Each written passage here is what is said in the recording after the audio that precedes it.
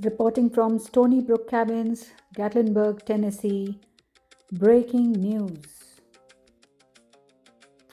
पिछले 3 दिनों में हमारे लॉग कैबिन के एरिया में देखे गए पूरे 7 ब्लैक बेयर्स।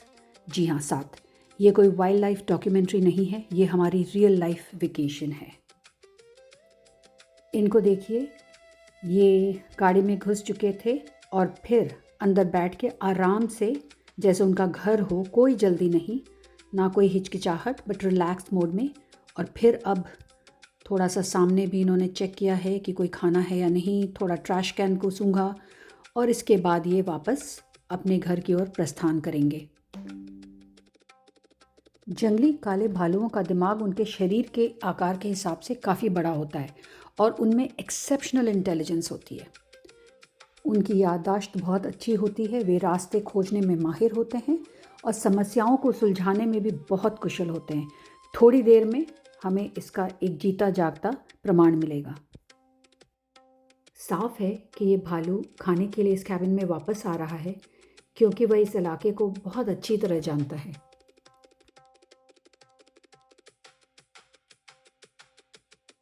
हमने अपनी कार पर भी उनके पंजे के निशान देखे। दूसरा दिन, भालू द्वारा ऑपरेशन कार ब्रेक-इन। एक भालू इतने डिटर्मिन्ड थे खाना ढूंढने के लिए कि वो सीधा एक गाड़ी के अंदर घुस गए और अंदर जाना आसान था लेकिन बाहर निकलना नहीं।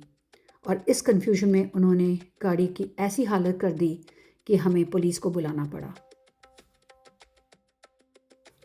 गैटलिनबर्ग great smoky mountains national park का एक हिस्सा है और कहते हैं कि it's one of the largest protected areas in the eastern United States where black bears can live in wild natural surroundings.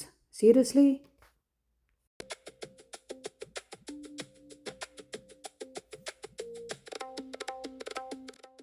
अब इनको देखिए।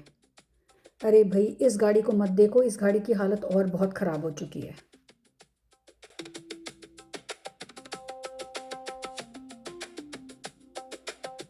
लगता है ये मेरी मन की बात समझ गए हैं, तो इन्होंने सोचा गाड़ी में क्या रखा है, ट्रक ट्राई करते हैं, और सीधे एक ट्रक में चढ़ गए।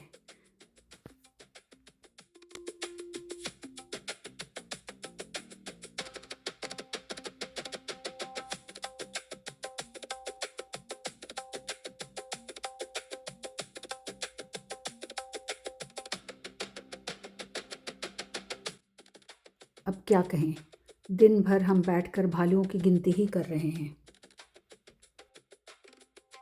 क्या आप जानते हैं कि जब कोई भालू किसी पेड़, लकड़ी या ज़मीन पर बैठकर खुद को रगड़ते या खुजलाते हैं तो उनके सेंट ग्लैंड से एक खास गंध छूटती है। इससे वे आसपास के दूसरे भालुओं को संकेत देते हैं कि ये उनका इलाका है। तो ऐसा समझ लीजिए कि हम उनके इलाके में हैं।